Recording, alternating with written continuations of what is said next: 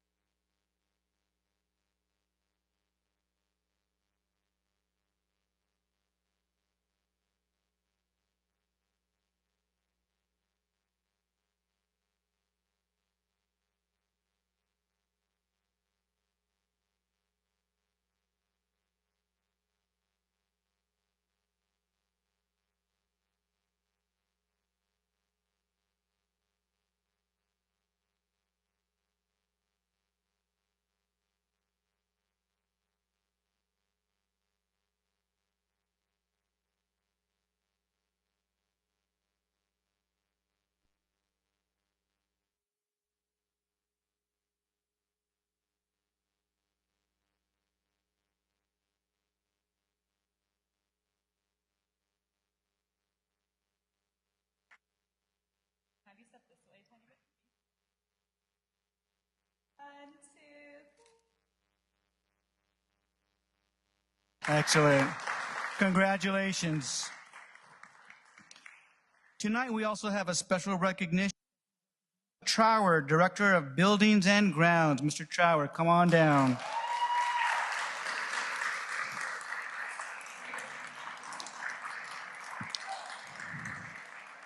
In many ways and on many different daily occasions, Mr. Trower makes a positive impact in our district. We have come to rely on Mr. Trower for everything big or small.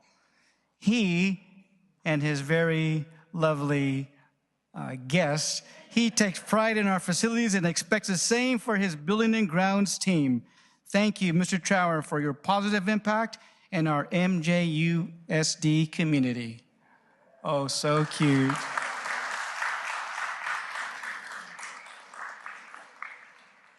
No wonder, Mr. Chower, you have that big smile every day. 1, 2, 3. Awesome, thank you. Beautiful. Thank you and congratulations.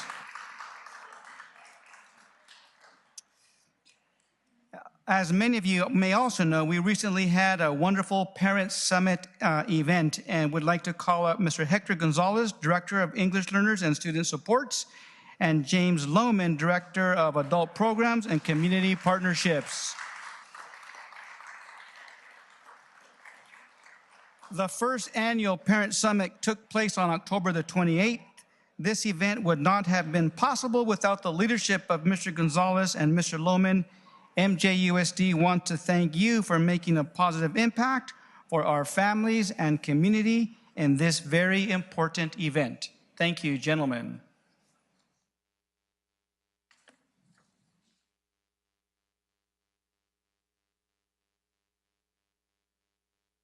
Congratulations once again.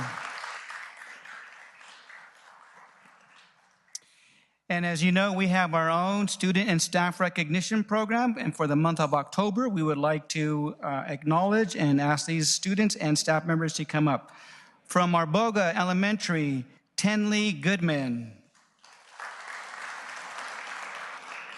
Also from Arboga, Rylan Clark. From Cedar Lane, Devin Zong. Also from Cedar Lane, Giselle Avila Vega. From Edgewater, Eden Lee. And from Foothill, Iris Caldwell.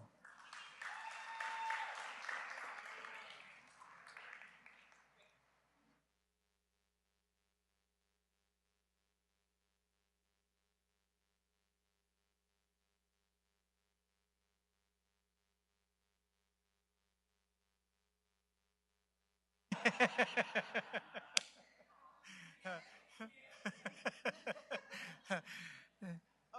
perfect.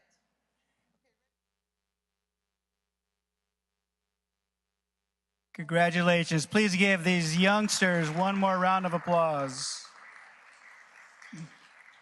You may go back to your seats and thank you. Keep up the great work. We're so proud of you. And of course, those wonderful students don't get to achieve what they do without all of the staff members that also are a part. Tonight, we'd like to call from Edgewater, Karina Paez de Hurley.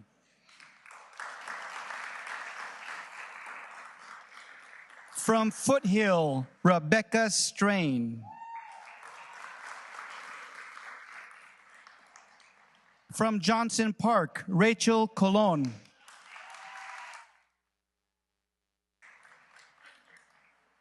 And also from Johnson Park, Kevin Zhang.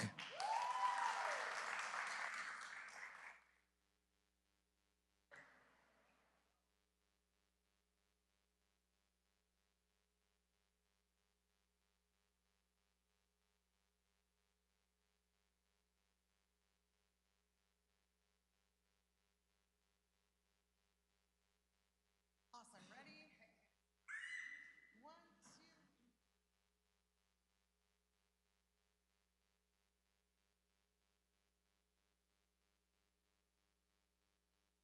Can we give this group of wonderful educators one more round of applause? And thank you.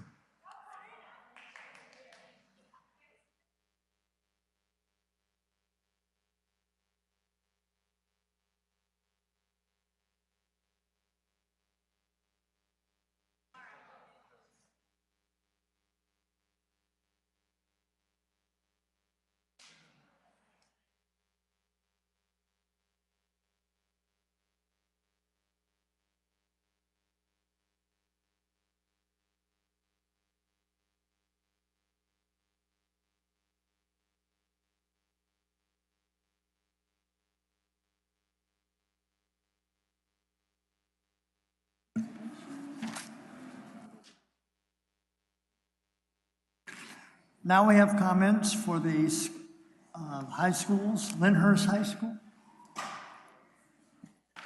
Please state your name.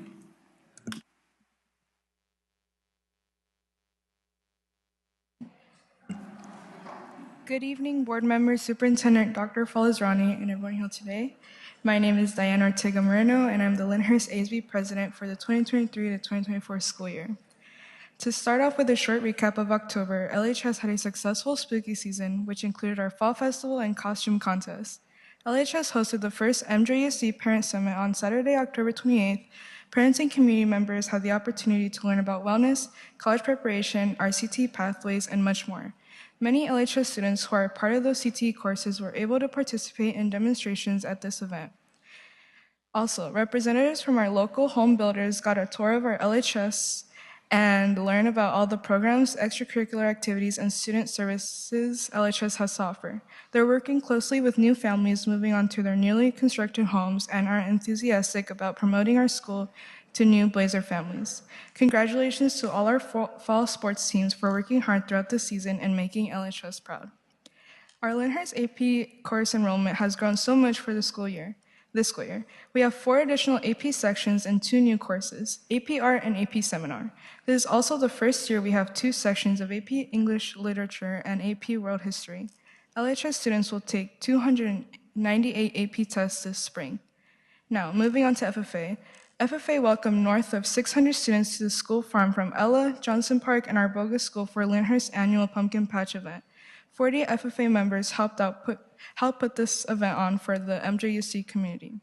Students and families came to the high school for the November chapter FFA meeting, which included an informational session for students and families who are interested in taking livestock projects to the Yuba-Sutter Fair, and for those who are interested in attending the California State FFA Leadership Conference. Yesterday, Lyndhurst FFA welcomed Bonnie Baxter from the California Teach Agriculture campaign for a visit on the great activities we have been up to. Tomorrow, the Lyndhurst FFA officer team will be competing in the Sierra Buttes FFA section speaking contest at River Valley High School, and on Friday, Lyndhurst FFA will welcome Anathy Drummond from the California Department of Education's Agricultural Department to help us move our program even further in a positive direction. Now moving on to music, in addition to the combined performance with MCAA and MHS at the Oakmont High School Field Show Competition, the LHS Band gave their first expedition performance in the competitive setting. Band just performed at the Veterans Day Parade in Marysville this past weekend and will be performing for 3 of our elementary schools before the semester ends. In addition to all of this, choir and band are preparing for their winter concert and family potluck on December 8th. The potluck will begin at 6 and the concert will begin at 7. We hope you can join us. LHS Music has had 2 students accepted to the Western International Band Clinic, honor bands in Seattle, Washington. Every band student was offered the opportunity to do an audition, and we had 6 students complete the audition process. Of those 6, 2 were accepted and will travel to Seattle this Friday evening. LHS Music wants to thank you for your continued support. Now, for some of our 9th grade learning Living Earth classes, they spent the last few weeks on a curriculum about water management here in the Yuba River watershed. It was part of a curriculum developed with support from the Yuba Water Agency. Students were introduced to atmospheric rivers, graphed precipitation data to find trends, and then made scale drawings of the new Bullards Bar Dam to understand how to improve the dam for better flood control. And now, soccer has had some very exciting news. One of our players will be traveling to Madrid, Spain this Thanksgiving break for a trial at the Atletico Madrid team. His name is Karanjit Dillon. With that, Lyndhurst is now starting our winter sports, and we are very excited for the new season. Finally, leadership is using this month to prepare for our Winter Wonderland Rally, December 15th, which will include fun games with students and teachers, performances, and more. We are also hoping to plan a community movie night at Lyndhurst. Will be giving out free hot chocolate, so please keep an eye out for any new information. That's all I have for today. Thank you for listening, and I hope you have a good rest of your evening.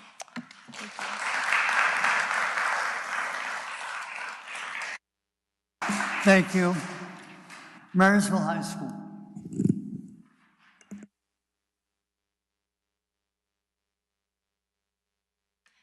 Good evening, everyone. My name is Maya Spolino, and I am the Marysville High School ASB Vice President. I'm here today to update you all on all of the exciting events happening here at MHS. To catch up from the last few weeks, we closed off our homecoming week in October with our homecoming game, parade, and float judging. Sophomores came in first place with seniors and freshmen following close behind. Later in October, FFA hosted our second annual Haunted Barn. We saw many families stop by to support our Marysville chapter. We also hosted our Link Crew Fall Festival, which helped freshmen connect with their Link leaders and provide a fun environment for them to play carnival games. Student Council started off November with another monthly meeting where they decided our November Staff of the Month. The Staff of the Month will be announced at our staff meeting this Thursday, and they were nominated for being a great teacher and providing a safe and positive environment for students to do their work. Some upcoming events that MHS is happy to host are our annual Battle Week and Rally, Blood Drive, Care Package Drive, Clothes Drive, and Food Drive. Battle Week started this week with dress-up days and lunchtime activities. Yesterday's dress-up day was Night In versus Night Out. Today was Country versus Country Club. Tomorrow will be Barbie versus Oppenheimer. Thursday will be Sports Day, and Friday is Battle of the Ages. Freshmen are to be dressed up as babies, sophomores as kids, juniors as adults, and seniors as senior citizens. This week, we will end our first rally with in our new gym. We have so many exciting games such as tug of war and a relay race planned. Today, we also hosted a blood drive. I am very happy to report that all of our donation spots filled up after just a few days of advertisement. Business Club, run by Mrs. Khan, is currently hosting a care package drive from now until December 4th. They are collecting unopened hygiene and self-care products to distribute to those in need. ASB is also hosting a canned food drive this week, which will end this Friday. All first period classes will be contesting for a donut party sponsored by ASB. Another drive we have going on currently is sponsored by our very own Fancy Pants thrift store. They are collecting jeans in all sizes to distribute to those in need until November 13th. And that's all I have to report for now. Thank you so much for your time, and I hope you have a wonderful Thanksgiving holiday. Thank you very much.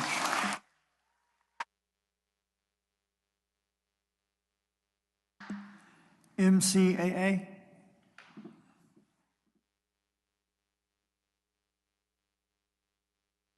North and South Lyndhurst High School. Please state your name.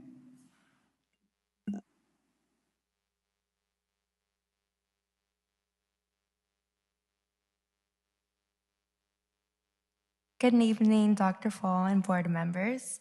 Over the past month, both our North and South campus have had several events that took place. One of our biggest events was our career fair, in which both campuses had over 20 different vendors and organizations present. We had military branches, CHP, Adventist Health, Sierra Pacific, and many others in attendance. Along with this, the North campus also hosted our very first movie night ever. This was also open to students from the South Campus. This year, we decided to take our awards assembly up a notch and incorporate a rally. We had prizes and games in which staff participated in and had a spirit battle among the classes. The winning group won root beer floats. The Friday before Halloween, our students and staff put together decorations and a Jurassic Park themed entrance at the front of our school for the ABL elementary students to come by and trick-or-treat. To kick off November, both campuses celebrated Dia de los Muertos, also known as Day of the Dead. Altads were put together as a tradition, and activities such as school painting and Katrina flower crowns. Our students from North and South participated in art with Miss Monica Oakes. They painted a holiday-themed portrait. We are currently working on our Thanksgiving meal donations, and we are collecting food items to help bless a couple of our families. These are just a few of many of great events that had taken place at our campus. Thank you. Thank you very much.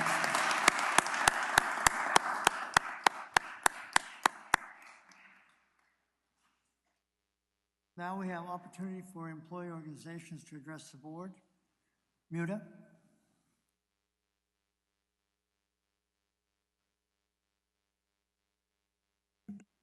Good evening, Mr. Davis, the board. all of the people here this evening, both in the room and at home virtually.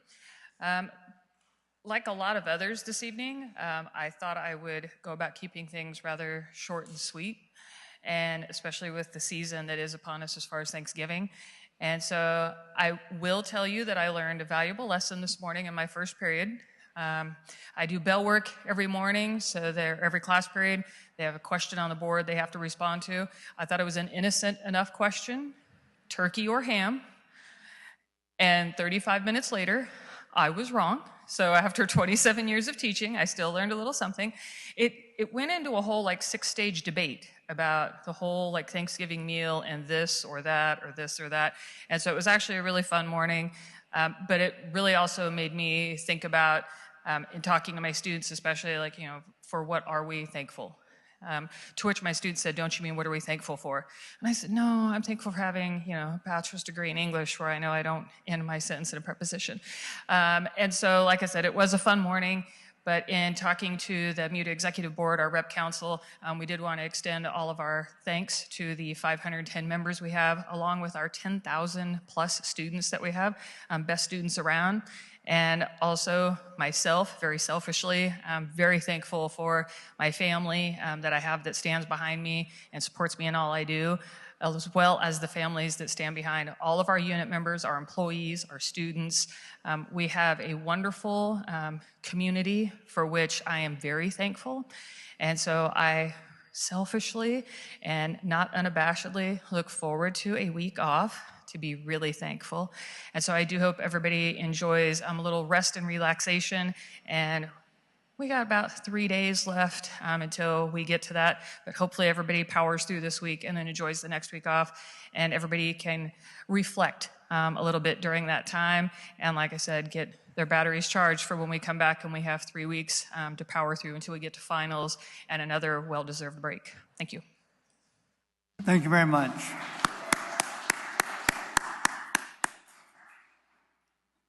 Now we have Operating Engineers Local Union number 3.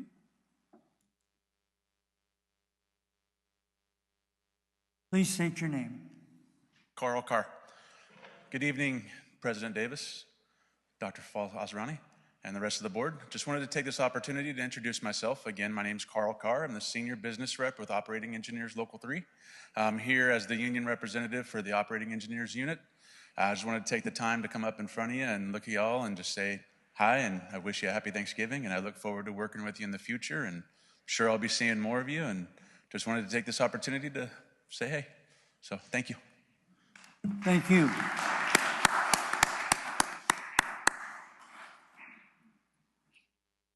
Now we have California School Employees Associations number 326 and 648.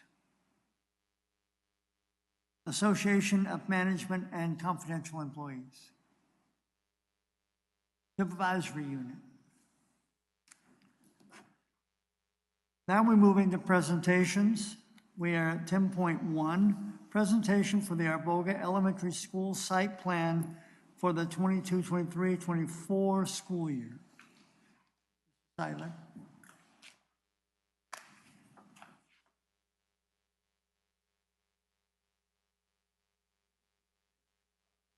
Board of Trustees, and to those following online. Joe Seiler, Principal, and Mrs. Kylie Lagorio, Assistant Principal, presenting with Arboga tonight. Trustees, Dr. Azrani, members of the Executive Cabinet, and those who are attending in the audience this evening. It is with great pleasure that we welcome you to the Arboga Elementary School's board presentation for the 2023-24 school year. Tonight's board presentation was produced by myself, Joe Seiler, Principal, and Kylie Lagorio, Assistant Principal. We take great pride in our efforts to provide all students who pass through the doors with a great educational experience, and we are excited to share our story this evening. The purpose of our school plan for student achievement is to ensure we have a roadmap to guide and measure our progress and success. The SIPSA is developed collaboratively with multiple stakeholders, and our site goals are aligned with the district's LCAP goals. Throughout this presentation, you will find student achievement data, site goals, and how the data drives our decisions to ensure academic excellence for all of our students. The Arboga Elementary School is the southernmost school within MJUSD and the only TK through 8th grade site serving approximately 730 students. Our campus features 19 elementary teachers who teach a self-contained model, 6th grade teachers who teach a semi-self-contained model with partner teachers, transitioning to a true middle school model for the 7th and 8th grade years. Each site of campus features an intervention and enrichment period dedicated to ensuring our students are receiving academic support based on current data. We are excited to offer honors and AVID courses to our students for the first time, and we look forward to serving more students in these rigorous courses in future years. Completing our comprehensive needs assessment is a method we use to determine what our students and families need to ensure academic success. As you can see on the slide, we pull data from a variety of sources and strategize ways to get our students to grade level and beyond. On this slide, you will find our preliminary CASP ELA results, which are trending slightly lower than previous years. On a positive note, our beginning of year STAR reading results indicate a nearly 10% increase from last year at this time, and 42% of our students are currently scoring at or above, which is almost double the district average. This slide displays the LPAC score with a 4. So far this year, 14 students have received a score of 4, and 10 reclassifications have been submitted and approved. Arboga developed a SIPSA that aligns with our LCAP goals for MJUSD. Throughout the next few slides, we will share the actions that we will utilize to improve student achievement and the criteria utilized to determine success levels. LCAP Goal 1 is centered on improving academic performance by addressing the various needs of all Arboga students. The actions listed on the slide are a few of the activities utilized to support this goal.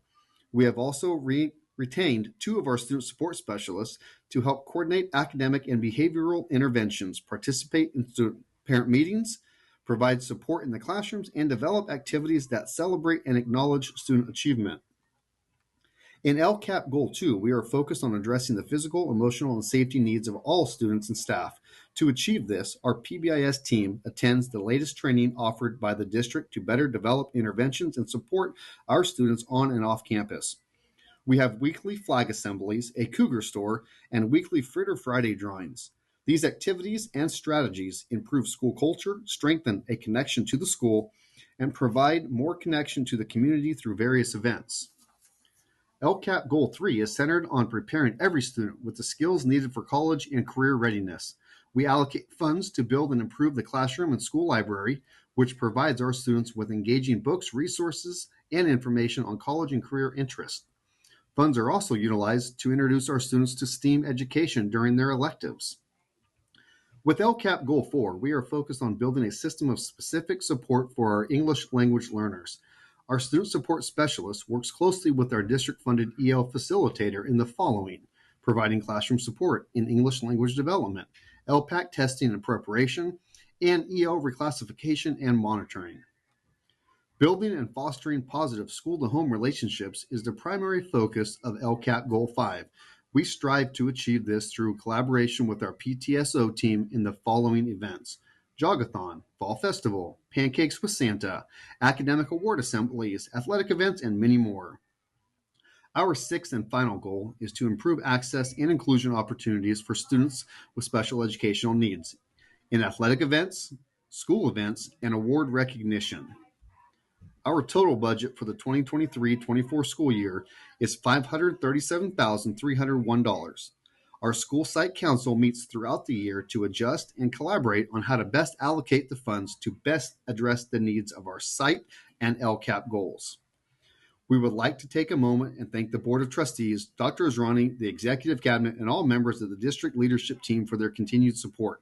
Without your support, guidance, and collaborative approach, our school would not be on the cusp of meeting or exceeding the goals outlined in our site plan. We thank you for allowing us to serve this wonderful community of Arboga, and we look forward to providing the families with an environment of excellence for many years to come. Thank you. Thank you very much. Are there any questions for Mr. Seiler? Well, I think you've hit the ground running, sir.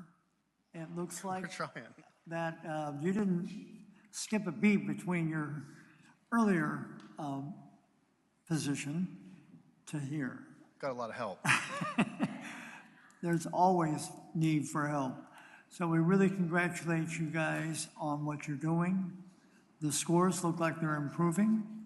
They're never fast enough, but they're improving. And we really appreciate everything that you and your staff are doing out there. Thank you very much. Thank you. Appreciate it. Thank you very much.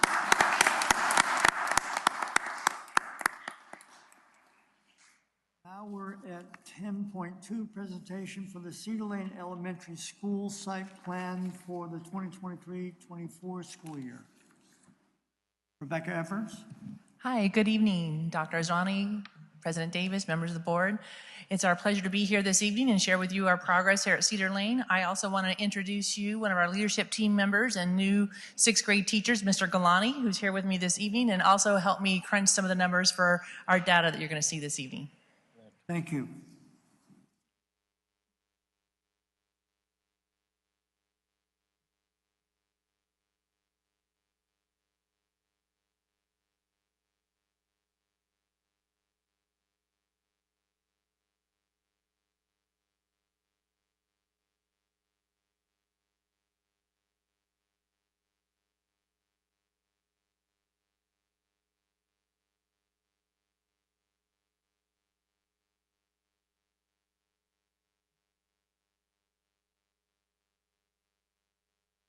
Readiness Exposure Plan.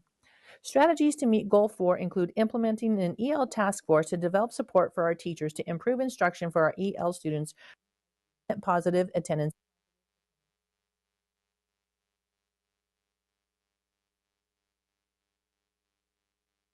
Positive attendance strategies. We also have an idea to produce a TK through 6 college and career readiness exposure plan. Strategies to meet Goal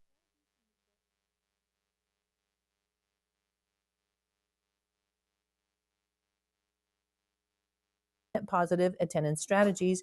We also have an idea to produce a TK through 6 college and career readiness exposure plan. Strategies to meet Goal 4 include implementing an EL task force to develop support for our teachers to improve instruction for our EL students, resulting in each EL student progressing by at least one EL progress indicator level. Strategies to meet Goal 5 include hosting at least 35 opportunities for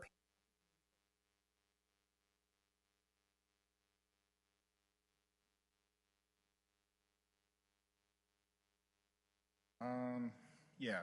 Can you send it to MJUSD Media?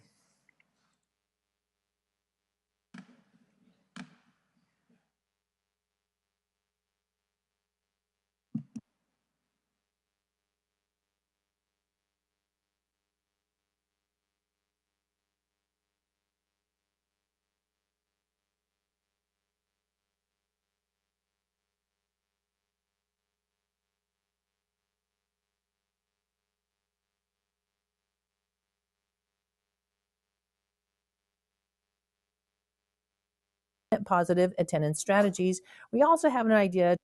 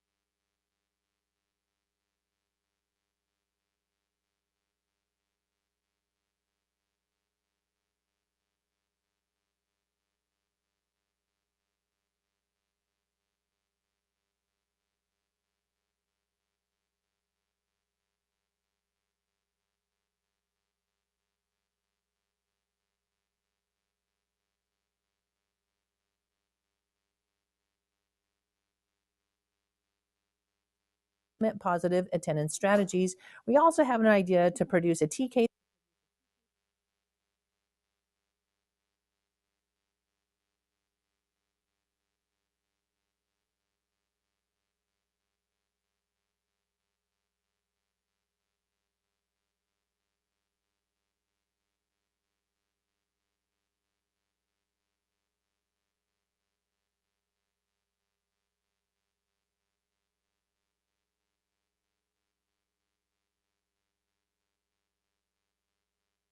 positive attendance.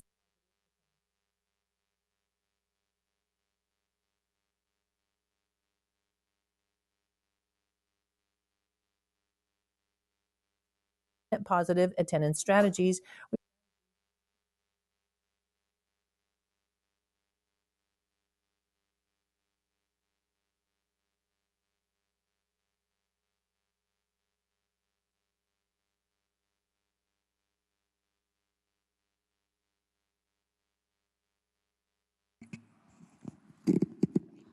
Miss Evers?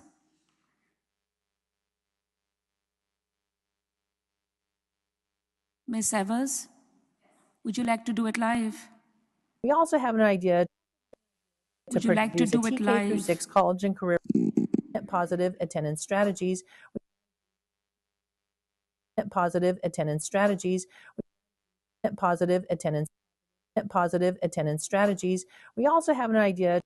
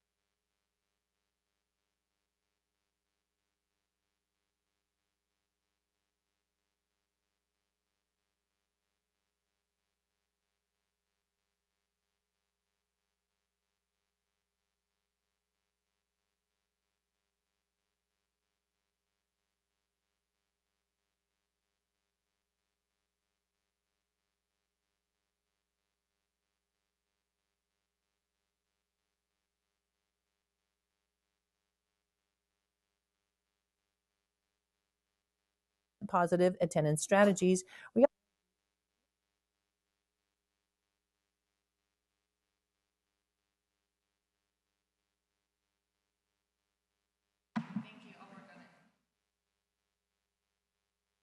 I'll work with you. You had some good highlights on here and wins, so we got to read the hard copy at least.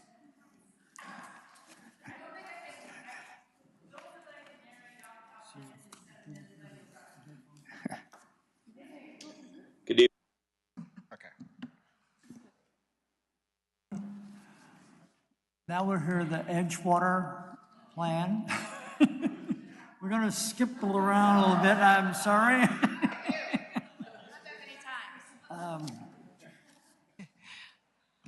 Good evening, board members and our wonderful superintendent and superintendents. My name is Renee Henderson, and this is? I'm Greg Law. I'm the voice on the video. So just a little funny tale, right before we had to dub it in, both of us got a illness where we lost our voices and we were like thumbing who was gonna do it, but he pulled through, so he won. So anyway, I hope you enjoy the presentation. Thank you very much. Good evening, board members and cabinet. We would like to share Edgewater Elementary school site plan with you tonight. On behalf of the students, parents, and staff of our campus, please enjoy our presentation. Our school plan aligns with the district's LCAP and focuses on the quality of education we provide to our students, so it is both high quality and fair. Staff and stakeholders continuously review and challenge our programs to ensure they put the whole child first with an academic focus, especially for our historically low-performing students. Here's a snapshot of our campus community. We are a diverse school that strives to add a wide variety of activities and clubs for students to pursue their own areas of interest. We used a variety of methods to collect data about our students' successes and needs. Our data shows that while we had some grade level successes, we did not achieve our desired growth. Our twice-a-year universal screener in ELA and math had multiple grade levels growing though. The springtime PBS survey showed we had strong student-parent relationships, staff feeling supported, school cleanliness, and strong academic expectations. Students reported we still need to work on consistent rules and safety. Finally, our attendance has improved and there were no suspensions in 22-23. On this slide, we look at our success with students achieving a 3 or 4 on the summative LPAC assessment. We increased 3% of students scoring 3s and 4s, goal was 5%, and we reclassified 8 students, goal was 9. A highlight is the reduction of 12% of students scoring a level 2, language somewhat developed. Here are Edgewater's CASP and STAR results in ELA for 22-23. There was an overall drop of 0.8% in ELA scores. We celebrate that first graders achieved a growth of 24% on STAR from beginning of year to end of year. Additionally, third and fifth graders made growth on CASP. Our CASP and STAR results in math are seen here. There was a slight decrease in students, 1.88% at or above proficient. Sixth graders and fourth graders' proficiency decreased 8% and 6% respectively. Yet, sixth graders were 46% proficient on our end-of-year STAR in math, yet 28% on the CASP assessment. Happily, we did see third and fifth grade increases on CASP and second and sixth grade growth on STAR. Our students' attendance saw areas to target for improvement, but also saw excellent results too. Our chronic absenteeism increased to 1.3%, but our student population increased, and we saw many more students have perfect attendance. 2022 had 22 students. 2023 saw 295 students at 100% attendance. We had 32 less students with poor attendance and 0 suspensions. Our CIPSA goals align with MJUSD's LCAP and focus on improving students' outcome based upon our data analysis of last year. Our first CIPSA goal focuses on improving our academic system to meet the various needs of our students. We want to meet the students where they are and provide them with support in making growth. Here are some ways we will support this goal. For each goal, our success criteria is found at the bottom of each slide. Goal 2 aims to create a school climate that supports student and staff physical and emotional safety. Much of this will be supported with our continued school-wide implementation of the PBIS Rewards program. A monthly PBIS theme concentrates our student rewards on one staff-selected goal. For October, we focus on being safe on campus. Furthermore, we will add the Drums Alive program and engaging recess games and equipment. Finally, our parents are leading a multicultural club that continues to grow with every meeting. We strive with our third goal to help students connect their learning with where their lives could grow into the future. Staff provide a large amount of after-school clubs and activities. Students were able to visit a well-organized and attended college and career event on campus to see the possibilities for themselves. Goal 4 aims to build supports for our EL, foster, and SES students. Our EL facilitator will be an integral part of parent support for students and families. She constantly communicates with families. ELA parent workshops will help parents learn how to academically help their students. Classroom response to intervention, RTI, across the grade level will allow more small group work with students. With Goal 5, we look to connect families and bring more families together on campus. Family nights bring parents and students on campus for a shared experience with the ultimate goal of increased family academic conversations. We will continue to connect the parents through our newsletters, social media, and by funding fingerprint fees for volunteers to help across campus. Again, our success criteria is found at the bottom of this slide. Our final CIPSA goal is to improve our inclusion and access for our special education students. We plan on having a paraeducator connect with these students and provide push-in classroom support.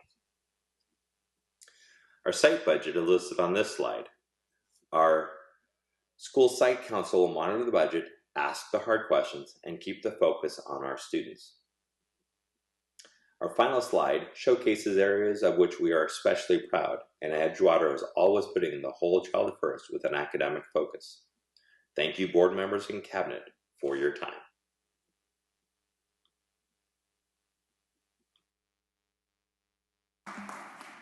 Are there any questions for either Renee or the vice principal?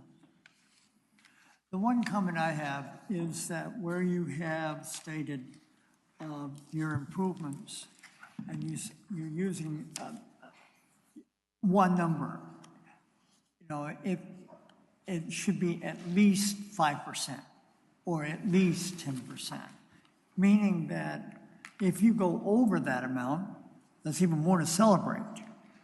So it just looks like I mean, this is a presentation, but that's the thing that I'm hoping is at least 5% will improve, or at least 10% will improve.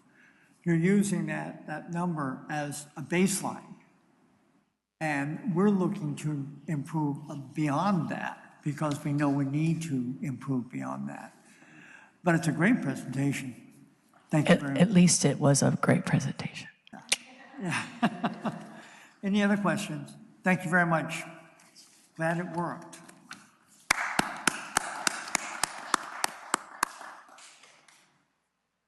Now we're going to updates by department, administrative services. No. Oh, Go back to I'm trying to 10.3. move a little faster than we're supposed to. Sorry, we have Dobbins Elementary. We went out of order. Thank you.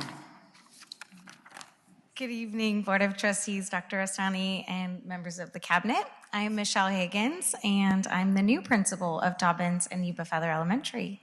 And I hope you enjoy the presentation. Good evening, Board of Trustees, Dr. Asrani, members of the Cabinet, and members of the audience. My name is Michelle Higgins, and I'm very happy to be here presenting both Dobbins and Yuba-Sutter Elementary. This presentation will include information from our School Plan for Student Achievement, which is our SIPSAT, and this is to ensure that all students get a high-quality education. Dobbins Elementary currently has 64 students enrolled, and this may not sound like a lot of students, but this is almost 20 students more than we had last year, which is a big increase. Yuba-Sutter has a current enrollment of 119 students. We have a 25% SPED population at Yuba-Sutter. Both schools are mountain communities. We have great community support, and we are located in the Sierra Nevada foothills in just a beautiful area.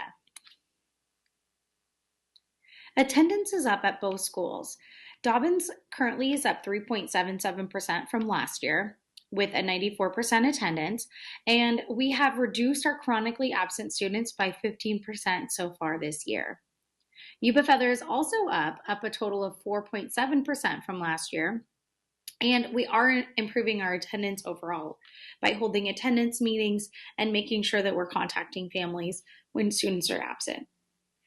Last year's California dashboard showed that we had a 7% suspension rate for our students, which is relatively high. We use common indicators for academic success at both school sites, including star rating in math, the CASPAS, Lexia levels, AR levels, but we also consider student suspension rates, student absenteeism rates, parent involvement, and teacher supports. Here we have our star reading data for Dobbins. And as you can see from the graph, we see a lot more green and blue, which indicates standards met or at above standard. And this is just from the beginning of the year to our October assessment. Yuba-Sutter is showing CAS data, so that's from last year's assessment through the state of California. And you can see here that we have a substantial amount of red, which is the standard not being met, as well as yellow, which is the standard that is nearly met. So these would be our target areas, our target students that we need to show improvement for in the year to come. In math at Dobbins, we saw a significant decrease on the the California State Assessment. However, if we look at our STAR data from this year, beginning of the year assessment, we see that we have a lot more students that are meeting the benchmark or are very close to that. Yuba-Sutter Math data, we're looking at the CAS test again, and we see that we saw a 7% increase in the total number of students that have met the standard or are above the standard. So we're going to be working on improving that and continuing to show improvement with those students as they move up in grade level. The California Science Test, at Dobbins, we do not have enough students, so you need a minimum of 11 students in order to show actual data, and we didn't have that. So we don't actually have any data for that, but at Yuba-Feather, you can see that we have a great need for improvement on our science test. We have 75% of students that nearly met the standard, which means that we have a large pocket of students that we can really show improvement on in the next year. LCAP Goal 1 is to improve academic performance. Our teachers are working hard to provide differentiated instruction, intervention, adaptive materials. We also provide through this goal our LRT, Literacy Resource Technician, and supplemental material to engage students. Goal 2 is to create an environment that addresses the needs of all students. This is really important to us up in the foothills. We have a high number of students that have trauma or have needs that are social and emotional, and we aren't always meeting those needs. So we are working to create more incentive type programs. We're utilizing PBIS methodology. We're adding paraeducators. We're adding wellness centers and wellness hubs.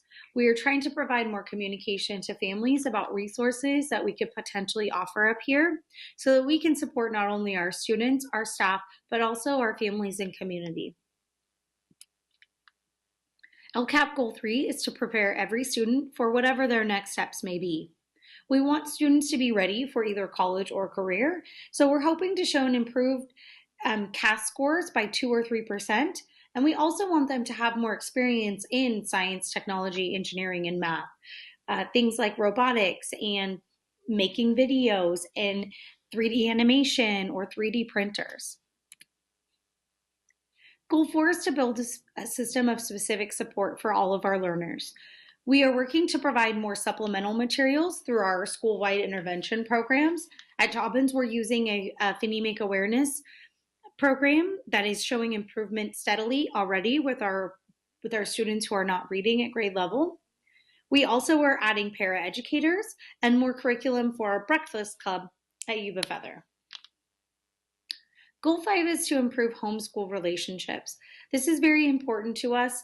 We do not feel like we've had good parent involvement in the last few years, so we're really working to recruit more parents for various events that we have on campus, as well as site council, PTA, or DAC. We're providing newsletters in a written form, and as you can see here, we have our blue letter, which is from Yuba-Feather. Announcements, we're printing star reports and sending them to families. And what we're hoping to see is a 30% increase in parent involvement.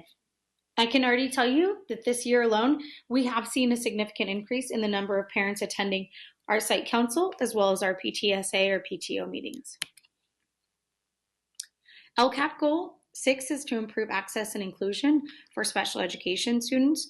We are creating a system to monitor our students monthly to provide more push-in services and supplemental supports, and we're hoping to see great achievement with our special education students. Both schools have budgets that we are spending entirely. We are lucky enough to have a CSI grant at Dobbins this year, which is allowing us to improve our technology, to add additional supports that will engage students to be on campus more often. And this is why we love our school. In the center there, you can see we have our second grade class, our second and third grade class from Dobbins, and we also have our third grade class from Yuba-Feather, and they all went on a field trip together, which was really exciting. We're offering lots of award assemblies and celebrating our students' achievements so that they know how proud of them that we are. If you have any questions, please let me know, and thank you. Thank you very much.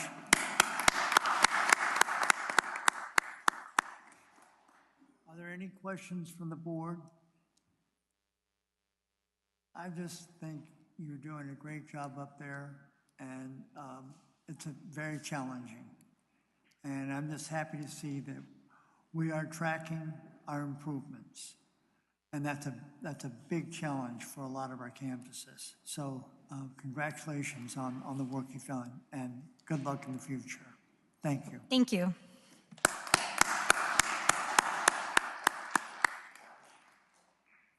Now, we have updates by department. Oh, sorry. Did they get it fixed?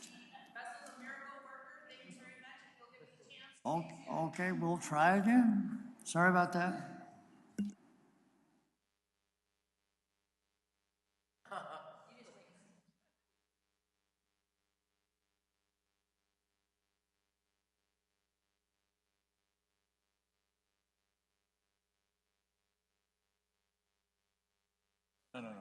No. Ignore that.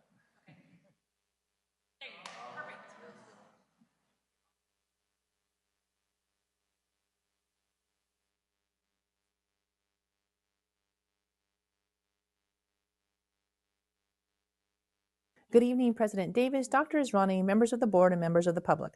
I'm Rebecca Evers, principal of Cedar Lane Elementary, and it is my pleasure to present the Single Plan for Student Achievement, or SIPSA, for the 23-24 school year. Cedar Lane currently serves 550 Wildcats, an increase of 45 students, resulting in an additional classroom needed this school year.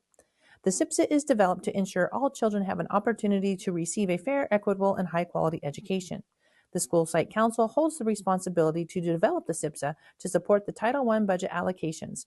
The School Site Council utilized the annual program review tool to determine effectiveness for adjustments and/or areas of need for the 23-24 school year. A longitudinal analysis of state assessment data demonstrates a high percentage of Cedar Lane students have not met standards in ELA, math, science, and EL proficiency for several years, prompting the formation of a literacy team who developed the Early Literacy Support Block, or ELSB grant, in 2020-2021. That same year, 7.5% of students met ELA standards and 4.25% of students met math standards.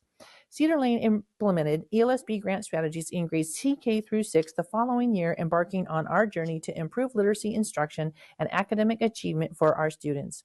The 22-23 school year was the second year of ELSB grant implementation.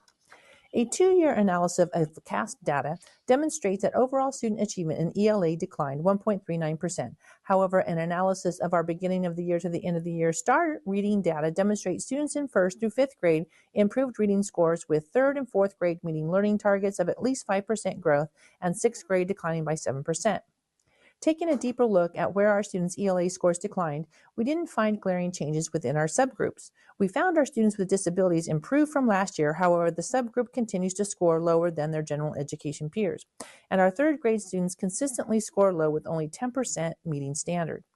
We also looked at grade level cohorts for 5th and 6th grade to examine the impact of our ELSB actions. Our current 6th grade increased students who met standard by 13.1%, and our 5th grade increased students who met standard by 10.14%.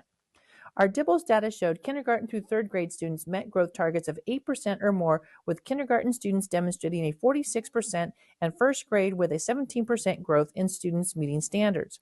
A 3-year cohort analysis of DIBELS beginning of the year to end of the year data demonstrates continuous improvement in kindergarten through 3rd grades. However, we noted that approximately 85% of our kinder students enter school not meeting standards each year. A 2-year analysis of CASP math data demonstrates a 3.49% overall improvement in math. STAR math data demonstrates students in 3rd, 4th, and 6th grades met 5% growth target, and 1st, 2nd, and 4th decline. A 2-year analysis of 5th grade science data demonstrates a 0.67% improvement, and our overall EL proficiency rate improved by 0.93%. A 2-year analysis of discipline and attendance data demonstrates a 76% reduction in referrals, a 75% reduction in suspensions, a 76% reduction in physical aggression, and overall reduction in serious behaviors for the same time period as last year. ADA has improved 2.85% this school year, and chronic absenteeism has improved a 45.64% over the last 3 years. However, TK and Kinder currently demonstrate a 31.18% chronic absenteeism rate. Our findings indicate that literacy skills are improving. However, we have an ongoing need to improve literacy instruction with a focus on reading and writing for all students. We should consider actions to improve language proficiency for our EL students. We should consider actions to improve academic performance for our students with disabilities. Discipline and attendance strategies are having a positive impact. However, we need to continue efforts to improve attendance specifically for TK and Kinder students. Additionally, the school site council and leadership team will need to discuss strategies to improve our students' readiness for kindergarten and how to better prepare our third grade students for the state assessments. The 23-24 SIPSA has 6 goals aligned with district LCAP goals. We strongly believe that improving literacy skills and attendance will positively impact overall student achievement. Therefore, our actions and strategies address program review findings with a primary focus to improve reading, writing, and attendance to meet the needs of our students. Strategies to meet Goal 1 will result in improved ELA and math achievement as measured by state, district, and site level assessments. Actions supporting this goal include implementing a master schedule that prioritizes Tier 1 literacy instruction and Tier 2 targeted reading intervention. The school site council and leadership team prioritized funding a literacy coach to provide instructional support for teachers and a core consultant to directly support teachers and our literacy coach. We will continue to fund paraeducator support for targeted reading intervention and fund supplemental teacher hours supporting professional development on the science of reading through Online Reading Academy, and continue to fund DIBBLES, our universal screener and progress monitoring tool. Strategies to meet Goal 2 will result in reduced suspensions, reduced major referrals, and PBIS state goal recognition. Actions include implementing effective PBIS Tier 1 and Tier 2 teams, including funding our PBIS acknowledgement system and funding an ASB student leadership advisor. The school site council and leadership team prioritize funding an elementary student support specialist and second step SEL curriculum. Strategies to meet Goal 3 include directly linking positive attendance to academic achievement in college and career readiness, resulting in an improved ADA and chronic absenteeism. Actions include implementing an attendance team that will monitor and address attendance problems and implement positive attendance strategies. We also have an idea to produce a TK through 6 college and career readiness exposure plan. Strategies to meet Goal 4 include implementing an EL task force to develop support for our teachers to improve instruction for our EL students, resulting in each EL student progressing by at least 1 EL progress indicator level. Strategies to meet Goal 5 include hosting at least 35 opportunities for parent involvement, including funding for volunteer fingerprinting costs, publishing our monthly newsletter and maintaining our social media, and increasing community partnerships, resulting in improved ADA and at least 10 regular volunteers that support our campus. Strategies to meet Goal 6 include ensuring access to appropriate curriculum for our students with disabilities, resulting in improved attendance and academic achievement, and providing a parent ORC to monitor and support and improve attendance for our students with disabilities. Cedar Lane has a little over $676,000 allocated, including $167,000 in CSI or Comprehensive Support and Improvement one-time funds to meet these goals. Welcome to the Lane, the Wildcat Way, where our students are problem solvers, they are responsible, they work hard, they're safe and they kind, and they have tons of fun. Thank you for this opportunity to share about our school. Please visit our website or reach out to us if you would like to learn more about the Cedar Lane Wildcat. Thank you very much. I don't think I ever talked so fast in my life. So if you could hear any of that, if you have any questions, I'd be happy to answer. Yes, sir. I don't have a question. I just have a statement. It made me smile when I read your fact and fiction. And I was going to ask you which one was going to fact or fiction. But as a Wildcat alumni, I'm going to choose to believe that it's a fact that the cedar trees from the Cedar Earl is planted at Cedar Lane, and as a kid, I played under those trees. So I quite enjoyed your fact and fiction on the first page that you noted it in there. Thank you. I just got to tell you, I put it in as fact or fiction. That is a story that was told to me by one of the members of the Linden Lions Club, and I cannot fact check it. I believe it to be true, but it's a fun story either way. So thank you. I appreciate that. Are there any questions for Ms. Rebecca? Great. Thank you very much for your great work there. Thank you. The results are starting to show, and I think you guys are headed in the right direction. We're getting there. You've got a great staff there. They're an incredible staff, and they continue to just plow forward and work hard. They're really looking at their data and looking at how it's going to inform our next steps, and that's really greatly appreciated, and it's really going to show in the outcomes for our students. Well, thank you very much. Thank you.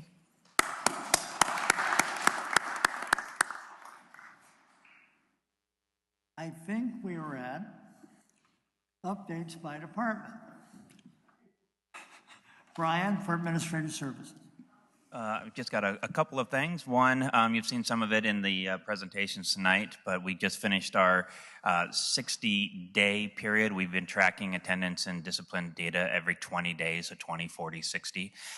And at the 60-day mark, we are slightly higher in ADA than we were last year at this time, which is great. It's a positive improvement.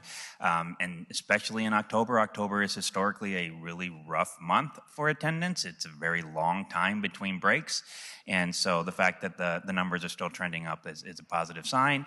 And then on the technology side of things, way back in February, you guys approved an E-rate bid that came in to upgrade our core network that was finally awarded. We got the funds, and we'll be starting a core network upgrade here in the next few weeks. So no one will notice any downtime. We're going to do it on off hours, but it's going to be a nice upgrade to get done. So thank you. Thank you. Are there any questions for Brian? Business Services, Jennifer. Thank you. No updates from the Business Service Department. We're just all plugging along, but I'd like to wish everybody a happy Thanksgiving and a great restful break. Thank you. Thank you. Are there any questions for Jennifer? Education Services. Yes, I just want to highlight once again for the board and the community the professional development offerings and that we have undertaken the month of October. We've had over 40 different individual assessments for teachers, 70 elementary teachers, over 45 secondary teachers, and every school is represented. What's not always told in the story of PD, and I don't see that it's listed up there, so I apologize for that, but you do have a link that you'll be able to see the monthly report. We've expended well over close to $500,000 at this moment in time on PD. And one of the PD efforts that I want to talk about is what's been happening in K2. As you know, we developed last year and are implementing this year the literacy plan for K3. And in particular, we have trained every single K2 teacher in early literacy strategies. I want to say that again, every single K2 teacher, and from what I have heard is that has never been an accomplishment in this district where we've actually trained 100% of a group of teachers, and we have done so. So I just want to thank the teachers for those efforts. I want to thank the committee who helped to bring this forward. I want to thank the leadership and the direction of Ms. Lori Guy, who has helped to coordinate all of it. And I can't wait to see the results going forward in student achievement. So that's it from Ed Services. Thank you. Any questions for Jay? Thank you. Dr. Simon, Personnel Services. Yes, thank you. I'm excited this week, was able yesterday to send out 18 offers of employment to Yuba County Office of Education staff to hopefully join our MJUSD family for next year as part of the special education program transfer. Happy to report that the average salary of teachers that were given offers was over $10,000 more than their current base salary. So we do offer a competitive wage despite what you may have heard in previous comments. As far as evaluations, we have two series of trainings for all administrators on giving evaluations for effective feedback, and that's been very successful and interactive. I'm glad to be able to provide that training for our admin. And then we have a new record, I think 42 new hires this month for classified. So if you saw in the packet, it's a big group. So it's always great when your new hires exceed your resignations. So we want that to happen every month. So. Thank you very much. Is there any questions for Dr. Simon? Great job. Dr. Asrani. Thank you. I'd like to start off again by saying, I have a superb team to work with. I just thank my cabinet, the amount of work they do, and then of course our extended cabinet, our directors and everybody else. We just have a really good team, really dedicated to the children that we serve. I'd like to start off by saying one of our teachers, and she said, no, I didn't challenge you, but she did. She challenged me to come and meet with teachers in the morning and said, Dr. Fall, you're always at schools, you drop by in our classrooms, we are busy teaching, and we never get to talk to you. So why don't you come and have a cup of coffee with us in the morning? And if you're there, we'll come and see you. I will tell you that I did all 24 sites. And I got to meet hundreds of staff members. And it was probably the best thing I had been advised in my career. And I say that to everybody, that this is something that all superintendents, I think, should be doing. Apart from that, of course, we added 15 town hall meetings. We're almost down to the last 4. It's been another eye-opening experience. And we've heard some things we need to work on. We've heard some areas of growth for the district, and we wanted that. That's what we wanted to hear directly. Again, my team, they present beautifully, and they talk about the needs of the district, and who better than them to talk about that. I will say at the end of the day that I see such hardworking principals and teachers and staff at our school sites, and people are really doing whatever they need to do to bring out the best. I do see the work that our students are doing. I mean, the discipline is down. Our parent engagement is definitely up. I had the DAC meeting, the first district advisory meeting. It was packed. We had almost every school represented. So I think a lot of communication with families has become the key for us. We are out in the community. We are talking, telling our story. Schools are telling their story so that people know the real story, because there's always somebody somewhere who's always willing to put a spin, and always it's not a positive spin, and it downgrades and insults the work that our staff do. And so on behalf of the district, I'd like to thank every single staff member for the work that you do. Keep your chin up, know that your work is not forgotten, your work is not ignored, and everybody sees it. So on behalf of myself, my cabinet, I wish everybody a great Thanksgiving, and really thank you for letting us serve our community. I think we are all here to serve, and that's what we'll continue to do. So have a good break, everybody, and come back rested. Thank you very much. Now we're at 12.1, approval of the October 10th, 2023 regular board meeting minutes. Are there any additions or corrections to the minutes? If not, do I hear a motion? Motion approved by Mr. Steeman. Do I have a second? Second by Gary Criddle. All those in favor say aye. Aye. Opposed? Passes 6-0. One of the things I neglected to mention at the beginning of the meeting is all board members except Frank Crawford are here tonight, and we're certainly hoping Frank is recovering. So now we're at the consent agenda. So we've already pulled 14.9 out of the consent agenda. Are there any other items the board would like to pull for further discussion from the consent agenda? If not, do I hear a motion? Motion is approved by Ms. Hasty. Is there a second? Second by Dr. Chang. All those in favor say aye. Opposed? Sorry, Dr. Yang. Passes 6-0. Now we move to new business. New business is 17.1, annual organizational meeting of the Board of Trustees. Every year we are required by law to hold an organizational meeting, which occurs in December.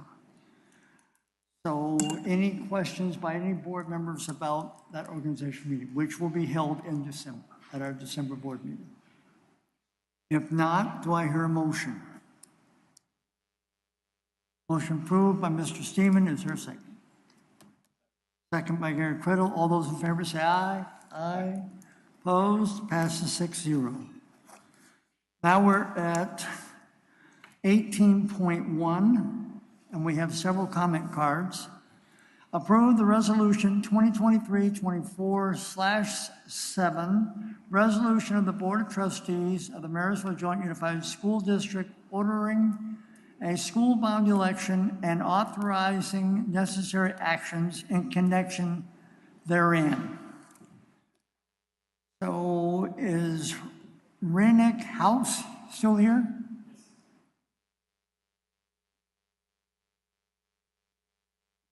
Good evening, board. I'm Renick House. I'm a parent of 4 children in our school district. I live in Marysville. I wanted to talk with you guys tonight. I wanted to hopefully put a little bit of pressure on you to not move forward with putting a bond measure on a ballot.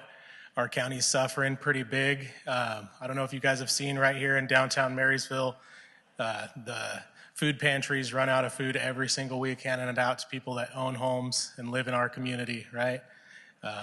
We all pay property taxes. They're pretty high. Our flood protection is high. Our fire protection fees are high. We're losing homeowner protections in the foothills through different agencies backing out of our insurance programs. It's just not the time to pass another tax. It's going to tax every person in our county that owns a home or piece of property. These people, I think you'd be wasting money to put this on the ballot right now. I don't think you need to even take the money that you're spending on marketing this and running publicity for this at this time. I think it's irresponsible, and I know personally I voted for some of you guys to put you in office, and I know every single one that I ask, when I ask if you're gonna vote to raise taxes, you say no. So I just wanna make sure you guys understand that. Our county, we have over 400 families that are on the brink of homelessness at any moment. So adding another tax is not the right thing to do. This is $97 million, right? And we're in a high inflation, declining economy, and our homeless problem is huge. The state's trying to address mental health and take away protections that money we've used to protect mental health programs for 20 to 30 years. They're trying to redirect that to homelessness. There's a lot of changes going on. It's not the time for another tax. I just wanted to make sure you guys understand that I'm speaking against it, and I'll make sure that I'll lead a community charge against it as well. Thank you. Thank you very much. Joanna?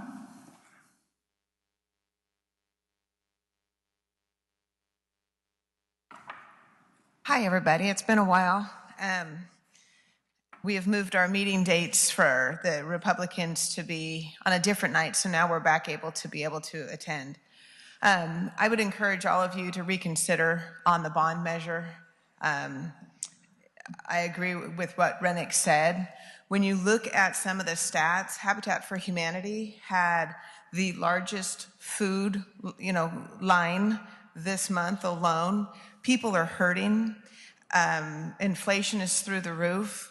And so when you look at adding another tax to the property owners of Yuba County, they are being taxed once again, but the people who do not own property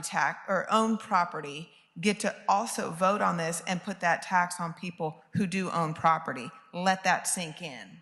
For those of you who own a home, now people can tell you have to pay an additional tax. The other stat that I looked at is when you look at property taxes, do any of you know what the percentage is out of $1 that the school board gets or that the school districts get? 60.62. 60 cents out of every single dollar goes to the school district. And what can you say for it? Can you tell me that the test scores are higher? Can you tell me that the kids are doing better? Can you tell me that they've been made up for the COVID losses that they had? Can you tell me that these kids are being better? Because I'll tell you right now, I just yanked my kid out of Marysville Joint School because I can't stand it anymore. I can't take it 1 minute longer. You guys don't understand the hurt that people are feeling right now. Most of you are retired administrators or within the school. You're pulling down a nice little salary you did when you worked and you did in retirement. You're not relating yourselves to the John Q. public. People are hurting. I look on Facebook daily and there are people that are saying, please, I need help with diapers. Please do not judge me. I can't feed my babies. And yet now we're going to have a tax on the landowners? Does that really make sense? I don't think so. And so part of the Yuba County Republicans, what we will do, we stand for no taxes. Every single one of you is a Republican. I looked. And what we believe as Republicans is that we won't instill more taxes. I would advise that you look at your budget. When you look at how much money you brought in, $714,000 from the third quarter, or for first, second, and third quarter from the lottery alone. Do the math. You've got to cut. You're high on administration. You're high on high-dollar teachers. You're not getting any better with those teachers. Thank you. Thank you very much. Jennifer, do we have a presentation? On the bond? You don't? Okay. All right. So are there any questions that any of the board members would like to ask Dr. Zrani? If not, do I hear a motion?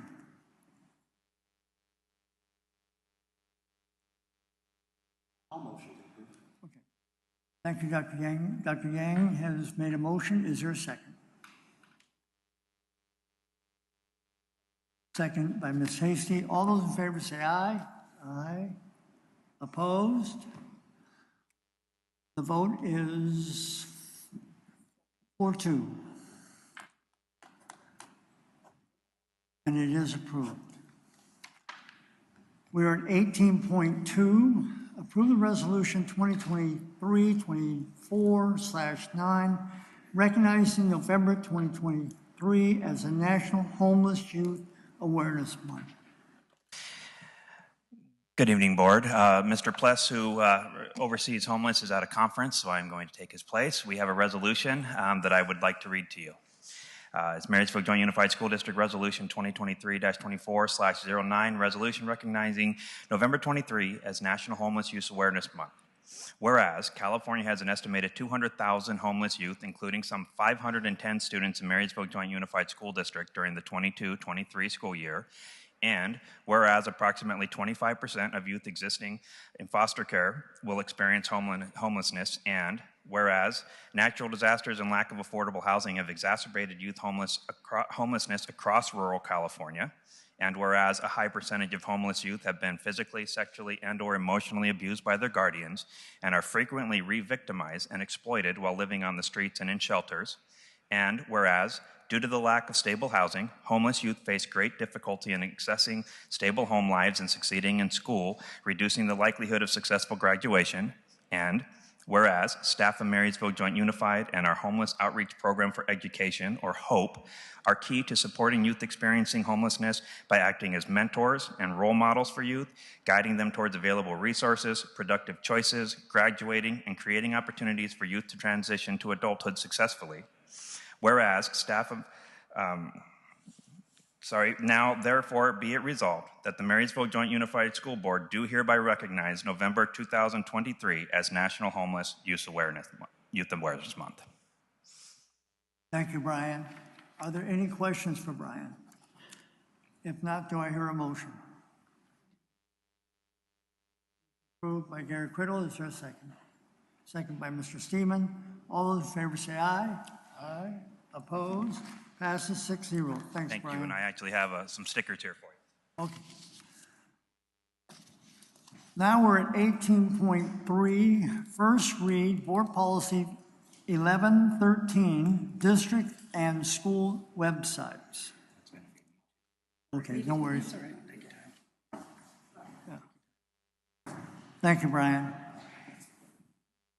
Well, this is me too. This is the first read on the school website policy that has not actually been updated since 2008.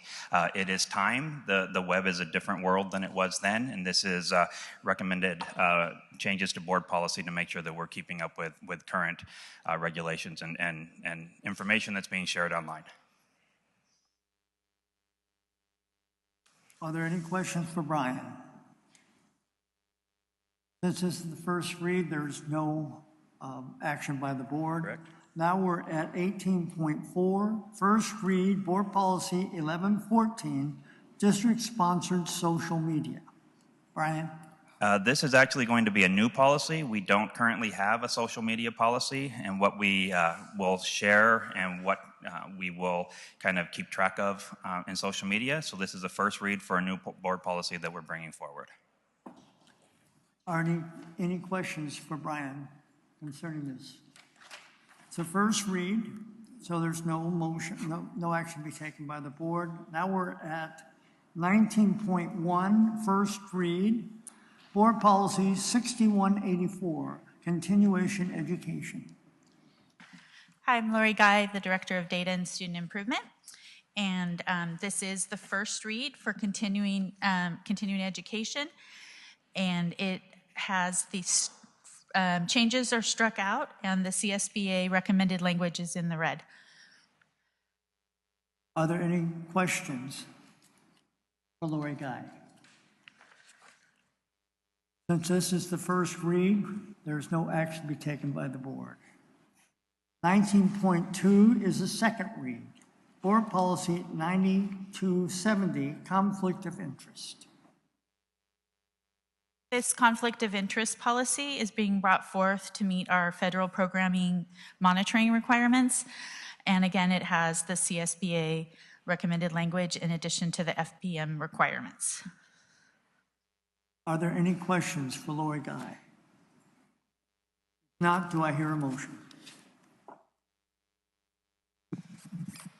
Motion approved by Mr. Stephen. Is there a second by Ms. Hasty? All those in favor say aye. Aye. Opposed? Passes 6-0. Thanks, Lori.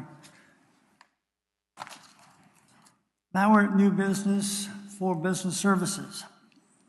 21.1, Resolution 2023-24/5, designation of representative and an alternate to the School Insurance Group Joint Powers Board. Jennifer? Hi, thank you. We're asking that you approve this resolution naming Dr. Simon as our representative and Dr. Asrani as our alternate for our School Insurance Group Joint Powers Board. They are our workers' compensation. Are there any questions for Jennifer? Not, do I hear a motion? Motion approved by Mr. Stephen. Is there a second? Second by Dr. Yang. I get it wrong. All in favor say aye. Opposed? Passes 6-0. Now we're at 21.2. Approve the, I guess it's BRCO construction lease back guarantee maximum price for the Olivehurst High School track project for the 2023-24 school year. Thank Good you. evening, Board, Superintendent, and Cabinet. My name is Matt Roth, Burco Constructors, here to present the Olivehurst High School track and field renovation. Thank you. Do I click?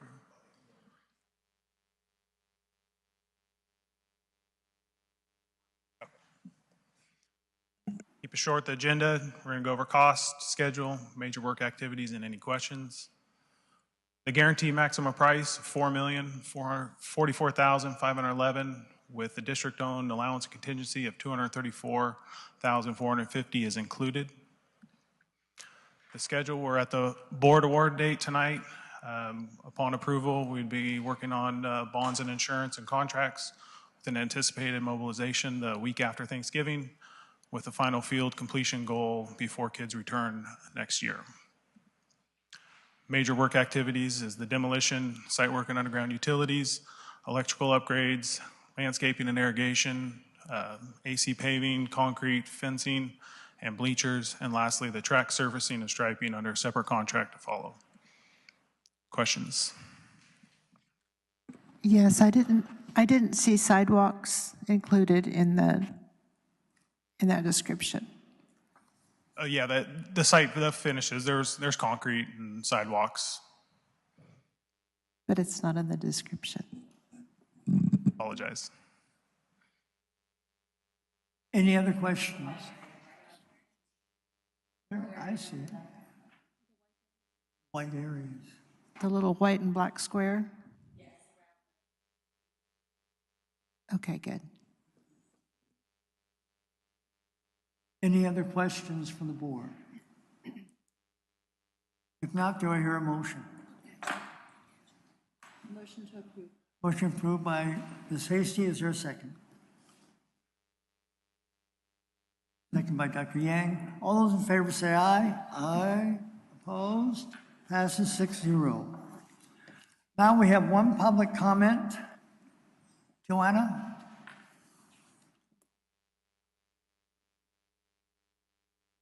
So good evening again, you guys. And I'm sure this is probably a moot point to you all now since I no longer have a child within the district. But he's a 17-year-old boy. He's a ranch kid. He drives a F-250 pickup. We get a rain. We get the first puddle on the parking lot. He gasses it through there, and I get a phone call from the principal. He gassed it through there. And I'm like, I get it. Do what you need to do. I get a phone call again. He cut school. He didn't eat breakfast. There's plenty of food at my house.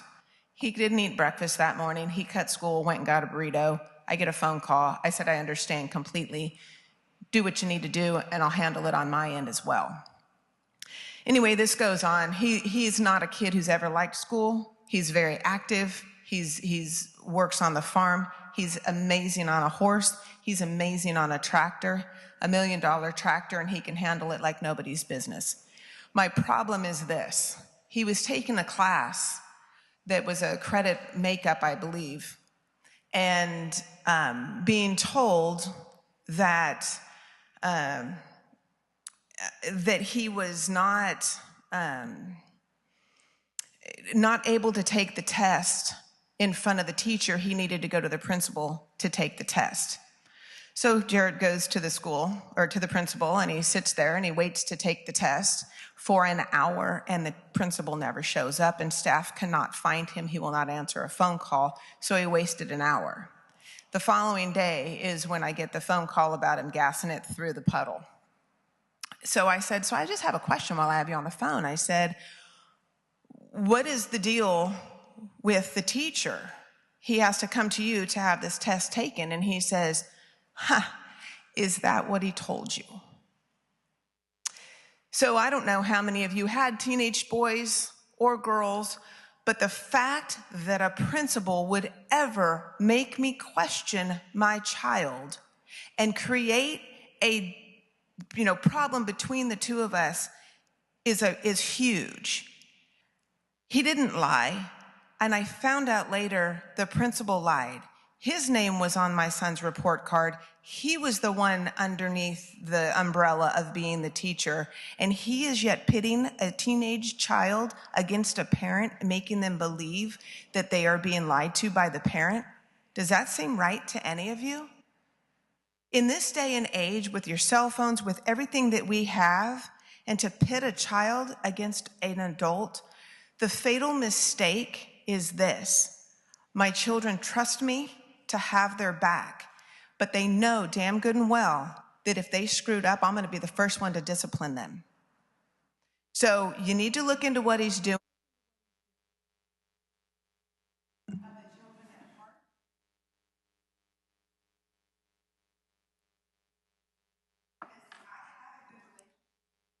I'm sorry.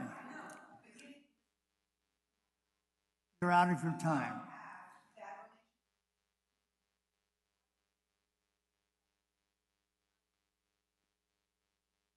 Joanne, I have some clarifying questions on that, please. When did this happen? Within a month ago. Jarrett just left a couple weeks ago. Did you reach out to the principal? Yes, I asked him directly, and he told me that Jarrett was basically lying to me. Okay. At that point, could you have reached out to the superintendent or someone else? At this point, I knew that I was losing my son. And I knew that he was growing more and more disrespectful to the teachers, because he has no respect for them at this point, and it was pointless. He went through a year. His name is spelled like Garrett with a J, and he went for a year with a teacher not being able to spell his name correctly. Well, how is he to have respect? Understand. My other big question was he able to take the test? No. Not at that point, not at that day. He sat there for an hour and didn't take the test. And so it's been a month, and does he still need to take the test, or did he end up taking the test? I don't even know. It doesn't matter. He's no longer in the district. Okay. Thank you for the question.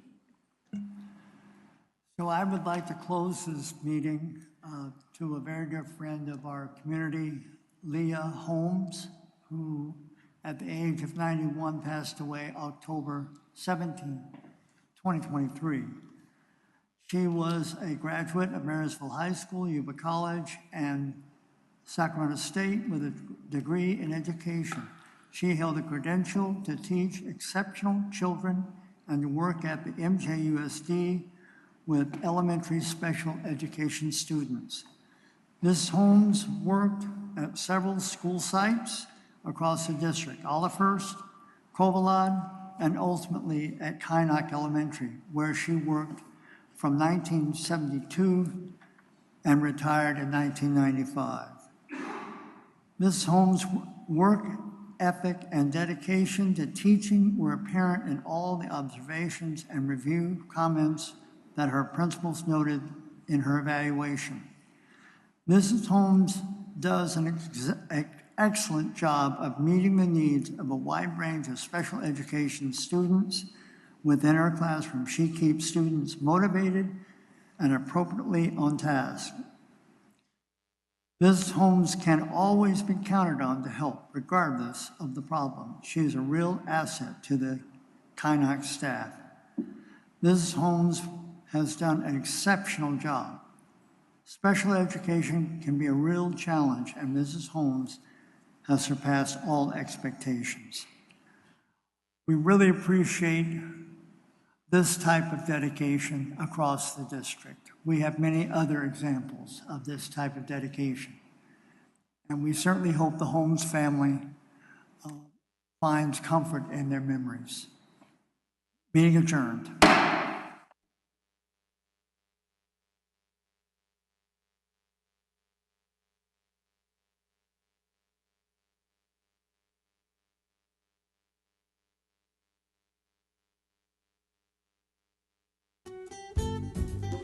Yuba-Sutter.live's local government live streams are presented by Plumas Lake Self-Storage in Plumas Lake, where lifelong local residents are helping other residents keep things safe, providing indoor storage units, outdoor RV and vehicle parking,